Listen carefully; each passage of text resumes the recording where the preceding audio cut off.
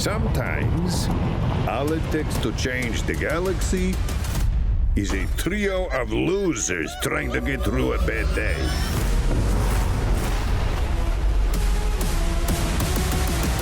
If you happen to see any corpses along the way, don't worry about them. They're just, don't worry about them.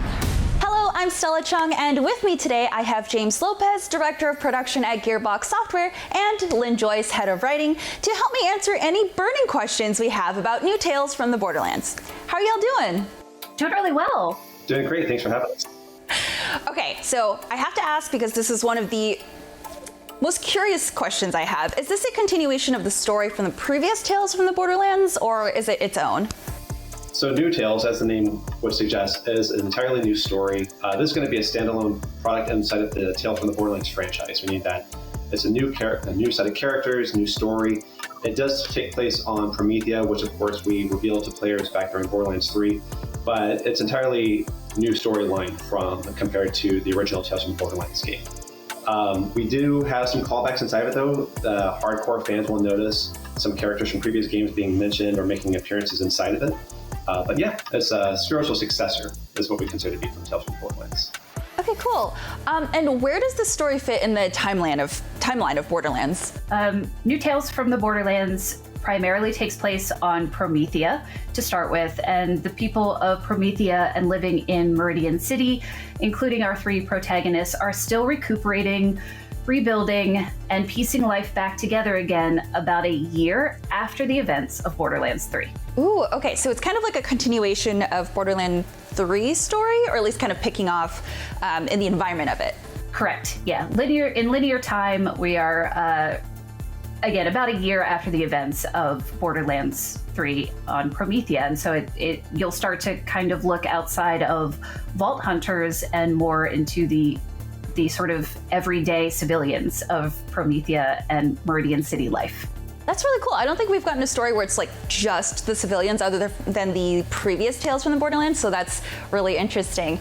But I also wanted to ask, has the art style changed from the original at all? I noticed the animations and art looked a little bit more like Borderlands' traditional style than Tales from previous. Yeah, there's always a sort of underlying consistency to the BL art style that people immediately recognize. But some of our biggest changes this time around were things to the models, which are parts like what people see when they look at the characters, that allows us to have higher quality animations. We went all in on performance capture for this game during a pandemic, which is crazy. But we worked with amazingly talented actors who were able to do a lot of emoting so that whenever you're talking to them and they're giving you feedback, it's not just like a slight scowl or a little eyebrow raise. You're able to experience the entire emotion of their face because of the updates that the Gearbox Quebec team did with the art style. You mentioned some reoccurring characters that we might pick up on, but what about guns with legs? So we saw guns with legs come back. So are there any other weapons that we're going to see come back from previous games? There's a conflict going on between TDR and Atlas. Basically, during the reconstruction phase of Promethea, like Lin mentioned, TDR shows up and tries to take over the planet. And so you're going to see a lot more Atlas and TDR tech around. And people who are that kind of gamer who can look at the different parts of a gun in Borderlands and go, oh, I think it does this based on this model, they'll recognize immediately some of these guns. So you mentioned recurring characters. Can you give us a hint as to who we might see return? So what I can tell you, you will definitely see some familiar faces on your adventure throughout New Tales from the Borderlands, but we also poured our hearts into creating a diverse new ensemble of characters for fans to fall in love with. And honestly, I am most excited for players to get to meet them all. I'm excited too, but also I'm really excited for what I think we saw a glimpse of. Did we see a glimpse of a fighting game with figurines? Can you tell us more about that, or any other silly interactions we might see that we haven't seen in the previous game? Yeah, for sure. So your eyes did not deceive you. That is a mini game that we've added called Vaultlanders. We're going to talk about it more in some future updates, but it is something that we've injected into every episode so that it's something to kind of break up some of the pacing between big character moments that happen where you're like, man, I need to recover from this intense moment. And then you might just run into a rando who wants to challenge you to a duel, Borderlands style with figurines. Okay, yeah, cool. I love it. Why not? It's like Pokemon, but with figurines. Yes, very much so. Yeah, so can you tell us a little bit more about the new main characters' backgrounds? Maybe give us a little bit of their personalities and if they're connected to anyone that we might know? Yeah, I'd love to tell you everything about the characters, but I can't. So what I will do is just share a little teaser for now, and fans of the Borderlands will recognize one of our protagonists, Fran, by name, if not by her face. Her chocolate dill pickle Frogurt flavor is pretty memorable from Borderlands 3. She is the owner and purveyor of Fran's Frogurts, or what's left of it after Meloan hit it with a space laser. Octavio, another of our three protagonists, works for Fran, but it's safe to say he's got bigger dreams for himself than Frogurt. He really wants to make a name for himself and leave a mark on the world. He's just not really sure how to do it yet. And then we have Anu, our third protagonist, and she is Octavio's older sibling via adoption. And where Octavio is street smart, Anu is far more book smart. Anu is also a realist and an idealist, and that's going to lead her some pretty interesting directions in new Tales from the Borderlands. So what is the difference between building the world and story of Tales versus your usual Borderlands game? Kind of the key difference in building these kinds of games is that with a traditional Borderlands game, you have we introduce the premise really quickly on, and it's like the whole point of you playing this game is to go fight this thing over here. And then you have two paths. You have your linear path, which is the golden path where you're advancing the main plot. And then you have your side objectives where you're leveling up, meeting more characters, rounding out your experience.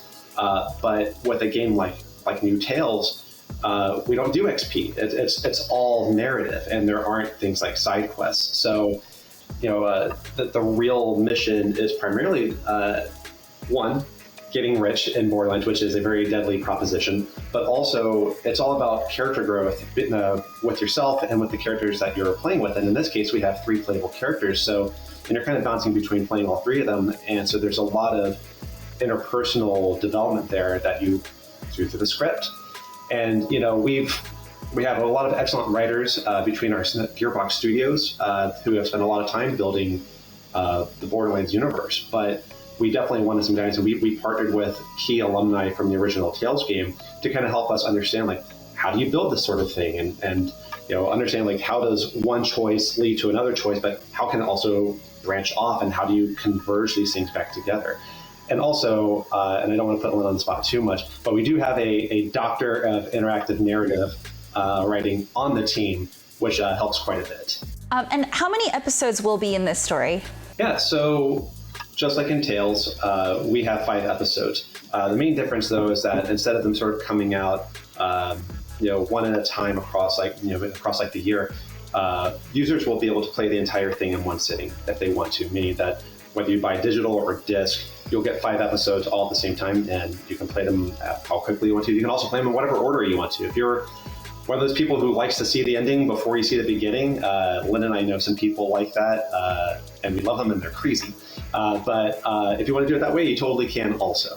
Okay, cool. I was going to say, I think you might need to name them, because that is not how most people play games, especially story-based games where you have hundreds of different choices you can make. Yeah, you can definitely jump around. If whatever order you start in, you'll have the ability to kind of set things up, and the game also makes some assumptions based on where you are in the plot, so that you can get one of the endings that you hopefully are trying to reach. But yeah, it's pretty neat. But again, in case I wasn't super clear, you'll get all 5 at one time. So do you plan for this to go into a second season or continue making more Borderlands stories in this format? Man, we sure would love to. But right now, we're definitely focused on landing this and delivering a fun experience this time around. And Lin, did you have anything else to add about the development of this and how this has been for you?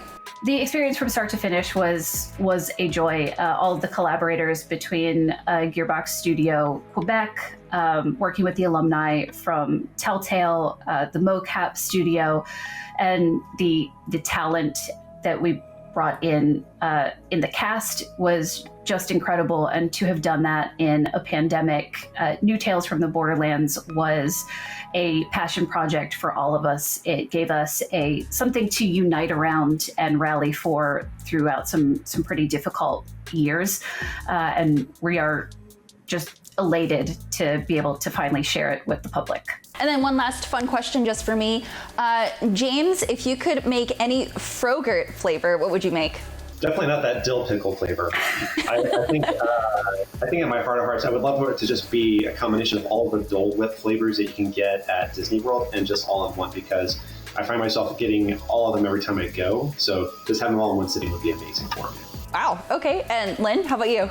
I'm going to name drop one that you'll hear in the game, but I always loved it. Was we've got like a Peanutty Buddy, which just sounds like my jam. I also became allergic to bananas during the pandemic, is a weird thing that happened, and so that is taken bananas off the flavor list for me, sadly. So I think Peanutty Buddy is a safe one. That sounds pretty good. Yeah, that's so sad though. I'm so sorry. Who knew that could happen? But I'm discovering all the things bananas are in that I didn't before.